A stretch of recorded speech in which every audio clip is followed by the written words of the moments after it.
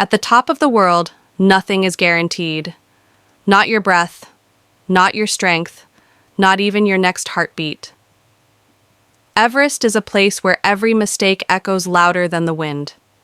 And in the spring of 2024, that echo became a storm. 8 people set foot on the same mountain, following the same dream, to stand on the highest point of Earth and return home. But Everest had other plans. This is the story of who they were, why they climbed, and why they never came back. The season that went wrong. The spring of 2024 was unlike any other. The weather window was dangerously short. The winds shifted without warning. The Khumbu icefall was moving faster and cracking deeper. Hundreds of climbers were forced into the same narrow summit window. Long queues formed in the death zone, where every second steals oxygen from your brain. People stood still at 8,000 meters, slowly freezing, slowly drowning in the thin air. In that chaos, 8 lives were lost. But behind each loss stands a human story, a birthplace, a dream, a reason to climb. Let's remember them. 1. Usuk Jargal Tsedendamba, Mongolia. He was born in Mongolia, in a land of endless steppes and silent skies. A passionate mountaineer, strong-willed and fearless, he dreamed of bringing pride to his country by summiting Everest without oxygen, the purest, hardest way imaginable. He reached high on the mountain, but disappeared near the south summit. The thin air took him silently. No radio calls, no final message. His body was found days later, frozen in the place where he made his last step.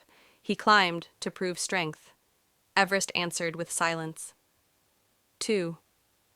Purivsurin Lakagvayav, Mongolia. Born in Ulaanbaatar, he was a businessman turned mountaineer. He believed challenges shape a person, and Everest was the ultimate challenge. He climbed alongside his friend Usuk Jargal, 2 men united by one dream. Both went without supplemental oxygen. Both vanished during their descent.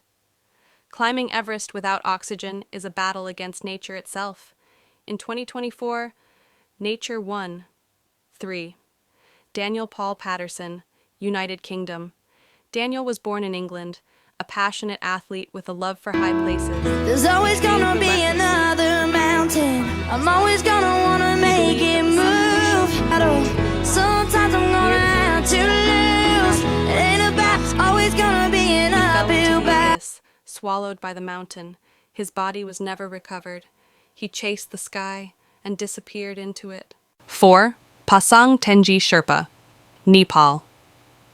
Born in the Himalayas, Pasang belonged to the mountains. He worked as a high-altitude guide, risking his life every season to help others reach their dreams. This time, he was guiding Daniel Patterson.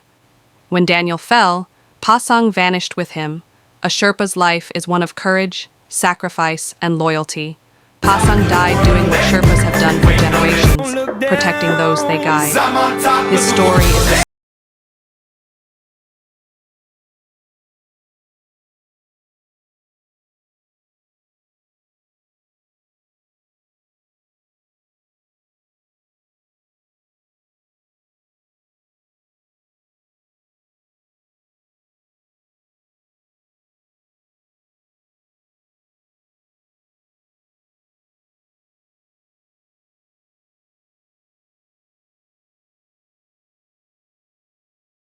the mountain gave no second chance. He chased his limits. Everest pushed back. 6. Nawang Sherpa, Nepal. Born in a Himalayan village, Nawang grew up with mountains as his playground.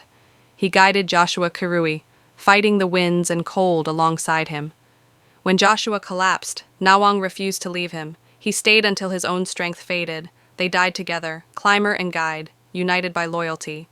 Sherpas often save lives, but in 2024, the mountain claimed one more of its guardians. 7. Binod Babu Bastakoti, Nepal. Born in Nepal, Binod was a proud father and a passionate trekker. Climbing Everest was a lifelong dream, not for fame, not for glory, but simply to prove to himself that he could rise above every hardship life had given him. He reached high on the mountain, but during descent he collapsed from altitude sickness. His team tried to help, but he could no longer stand or speak. At 8,200 meters, no one can carry another person to safety. He died where the sky feels close enough to touch. 8. Banshi Lal, India. Born in India, Banshi worked hard his whole life. He saved money for years to afford the Everest expedition. For him, the climb was a once-in-a-lifetime chance, a dream he carried since youth. He began to feel sick in the death zone. Rescuers brought him down to lower camps, but his lungs and heart were too damaged. He died in a hospital in Kathmandu shortly after evacuation. He survived the mountain, but the altitude followed him down. The true reason they died. They didn't die because they were weak. They didn't die because they were careless. They died because Everest in 2024 was a perfect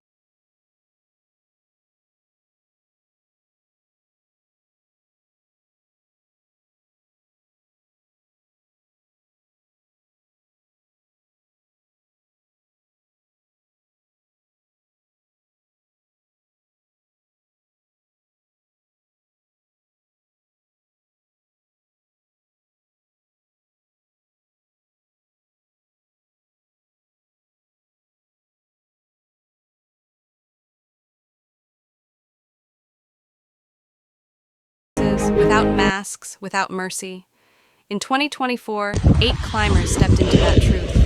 Their stories remain as warnings, as lessons, and as reminders.